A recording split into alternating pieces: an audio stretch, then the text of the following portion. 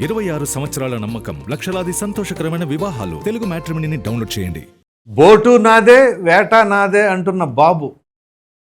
ఇక వివరాల్లోకి వెళ్ళినట్లయితే ముఖ్యమంత్రి చంద్రబాబు నాయుడు నిన్న ఏదైతే ఈ మత్స్యకారులకు సంబంధించిన కార్యక్రమం మత్స్యకారుల సేవలో అని చెప్పేసి కావలి నియోజకవర్గంలోని తుమ్మలపెంట గ్రామంలోని మత్స్యకారులని అక్కడికి వెళ్ళటం, ఏదైతే ఆ మత్స్యకారుల సేవలు అని చెప్పేసి కార్యక్రమం ఉంది కదా, వాళ్ళకి ఏదో అమౌంట్ ఉంటుంది.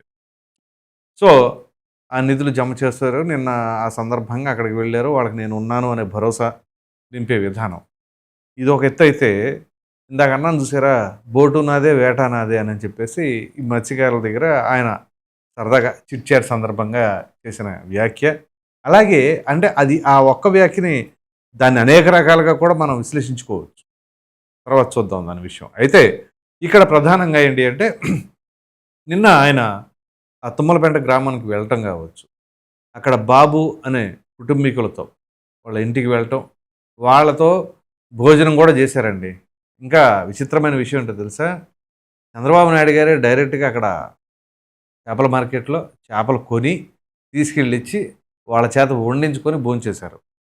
అయితే ఇక్కడ గమనించవలసిన అంశాలు చాలా ఉన్నాయి. చంద్రబాబు నాయుడు గారి వయసు రీత్యా అనేక రకాలైన అవమానాలు కలిగేలాగా ముసలోడని అదని ఇదని చాలా హేళన చేశారు కదా. ఈ మాటలు మాట్లాడిన ఏ ఒక్కరైనా ఆయనకిలాగ అలా కింద కూర్చొని చిన్న పీట మీద కూర్చొని కాళ్ళు అలా ఫోల్డ్ చేసి కూర్చొని బాస్పట్లు వేసుకొని భోజనం చేసే దమ్మున్నవాడు ఎవరైనా ఉన్నారా? సరిగ్గా కింద కూర్చోవడమే జాత కాదు, మళ్ళా కింద కూర్చొని భోజనం చేయటం అంటే ఇట్ షోస్ ఆయన ఎంత ఫిట్గా ఉన్నారనేది. గమనించండి, ఇదేదో పొగడతల కోసం ఇంకోటి కోసం కాదే, వాస్తవంగా జరిగిందేగా. ఆయన 7-10 వయసు 75 ఏళ్ల వయసు వచ్చిందా కాదు, ఆయన ఎంత ఫిట్గా ఉన్నారనేది ఇంపార్టెంట్. అంత ఫిట్గా ఉన్నారు ఆయన. సో 1, 2 సాధారణంగా ప్రతిపక్షంలో ఉండగా ఇలాంటివన్నీ కూడా చేస్తూ ఉంటారు. సరే, పథకం అంటే అధికారంలో ఉన్నారు కాబట్టి ఇస్తున్నారు, అది వేరు. కానీ ఆ కుటుంబీకులతో కలిసి భోజనం చేయటాలు, వాళ్ళతో కొంచెంసేపు ముచ్చటించటాలు, ఇట్లాంటివన్నీ కూడా అధికారంలో ఉన్నప్పుడు, ప్రతిపక్షంలో ఉన్నప్పుడు పాదయాత్ర సందర్భంగానో, లేకపోతే ఒక ఊర్లో ఏదైనా భారీ బహిరంగ సభ పెట్టినప్పుడు దానికి ముందో ఇట్లాంటివి జరుగుతూ ఉంటాయి. కానీ అధికారంలో ఉండగా కూడా అలా సామాన్యుల ఇంటికి వెళ్ళి వాళ్ళతో కొంచెంసేపు సమయం గడిపి భోజనం చేసి, ఇంకా విచిత్రమైన విషయం ఏంటో తెలుసా, ఆ బాబు అనే కుటుంబంలో వాళ్ళ పెద్దమ్మాయి ఉన్నట్టుంది, డెలివరీ అయినట్టుంది మొన్న ఈ మధ్య. ఆమె ఎదురుగా కుర్చీలో కూర్చుంది, ముఖ్యమంత్రి గారు కింద కూర్చొని భోంచేస్తున్నారు. అది చూస్తుంటే ఎంత అద్భుతంగా ఉంది అంటే ఆ విషయం, ఆ సీను చాలా చాలా ఆశ్చర్యం కలిగించింది. ఎందుకంటే వాళ్ళకి జీవితంలో మర్చిపోలేని రోజు అది. ఒక ముఖ్యమంత్రి గారు, అది కూడా చంద్రబాబు నాయుడు గారు, ఎందుకంటే 4వ సారి ఆయన 4.0, ఆ రకంగా మత్స్యకారుల దగ్గరికి వచ్చి వాళ్ళతో కొంచెం ముచ్చటించి వాళ్ళతో వంట చేయించుకొని భోజనం చేసి, అంటే ఆ కుటుంబం ఎంత అదృష్టం చేసిందని చెప్పేసి వాళ్ళు నిజంగానే ముగ్ధులైపోరా? అలాగే ఈ రకంగా మత్స్యకారులకి నేనున్నాను అనే భరోసా, అది ఆ పథకం రూపంలో ఇవ్వటం కావచ్చు, అదేవిధంగా మానసికంగా మీకు ఎటువంటి ఇబ్బంది లేదు, ఏదైనా సరే మీకు అవసరమైనా సరే ప్రభుత్వం మేము అండగా ఉండామని చెప్పేసి ఒక భరోసా కల్పించారు. ఇది ఒక ఎత్తు. ఇక బోటు నాదే వేట నాదే, దీని గురించి ఖచ్చితంగా విశ్లేషించుకోవాలి. ఇదేంటి అంటే, ఇది రాజకీయ పరంగా కూడా మనం ఖచ్చితంగా మాట్లాడుకోవాలి. అంటే దాని ఉద్దేశం మనం అనేక రకాలుగా విశ్లేషించుకోవాలి. కాబట్టి ఇక్కడ ప్రజలు నా వాళ్ళే, అధికారం నాదే అని చెప్పేసి అనుకోవాలా? లేదు, అక్కడ కేంద్రంలో అయినా ఇక్కడ రాష్ట్రంలో అయినా నేనే, ఏదైనా నేనే. ఎందుకంటే ఇక్కడ ఎన్డీఏ అక్కడ ఎన్డీఏ, పైగా ఇప్పుడు కొత్తగా కూడా కొన్ని బాధ్యతలు అప్పచెప్పారు డీలిమిటేషన్కి సంబంధించి. చంద్రబాబు నాయుడు గారి ప్రాముఖ్యత ఎంత ఉంది ఈ భారతదేశానికి అని చెప్పేసి, అంటే కేంద్ర ప్రభుత్వానికి అనేదానికి నిదర్శనంగా ఉంది. సో బోటు వేట 2 నావే అని చెప్పేసి అంటారా? అలాగే ఇక్కడ ప్రతిపక్ష హోదా కూడా లేదు వేరే పార్టీకి, అంటే వీళ్ళ ప్రత్యర్థులకి. సో ప్రతిపక్షమైనా అధికార పక్షమైనా 2 నేనే అని చెప్పేసి దాన్ని బట్టి అనుకోవాలా? ఇలా అనేక రకాలుగా ఆపాదించుకోవచ్చు. అయితే ఇక్కడ కీలకమైన అంశం మరొకటి ఉంది. జగన్మోహన్ రెడ్డి గారు మత్స్యకారులకు సంబంధించి నరసాపురంలో ఒక సభ నిర్వహించారు.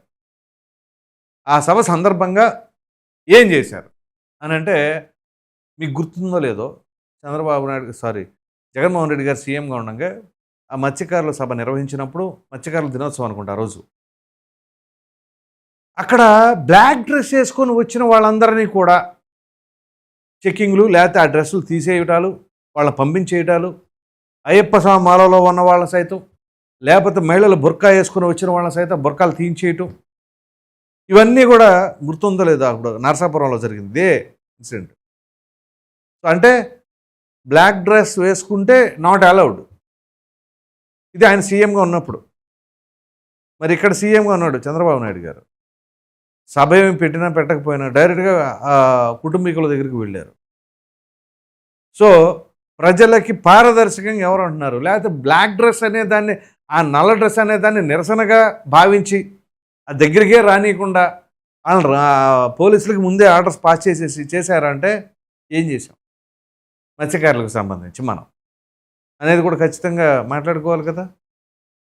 సో అలా ఇక్కడ అధికారంలో ఉన్నప్పుడు మేమేం చేస్తాం, ఇప్పుడు మేము అధికారంలో ఉన్నప్పుడు ఏం చేస్తున్నాం అని చెప్పేసి ఈ ఇరువురిని ప్రజలు చెక్ చేస్తున్నారు, బేరేజ్ వేస్తున్నారు. సో ఎవరు ఏం చేస్తున్నారు, దానివల్ల ఎవరికి లబ్ధి చేకూరుతుంది, నిజంగానే దీనివల్ల ఏమైనా ఉపయోగం ఉందా, లేకపోతే ఆయా నాయకులు నిజంగా మనకు అందుబాటులో ఉంటున్నారా లేదా, ఇలా అన్ని రకాలుగా ఎలా చూసినా. సో అందు గురించే చంద్రబాబు నాయుడు గారు ప్రతిపక్షమైన అధికార పక్షమైన రెండు నాయని చెప్పేసి అనే ఉద్దేశంతో అనుకోవాలా, లేదా కేంద్రమైన రాష్ట్రమైన రెండు నాయని చెప్పేసి బోర్డు నాదే వేటా నాదే అని చెప్పేసి అంటున్నారు అనుకోవాలా, ఇలా అనేక రకాలుగా ఉంది.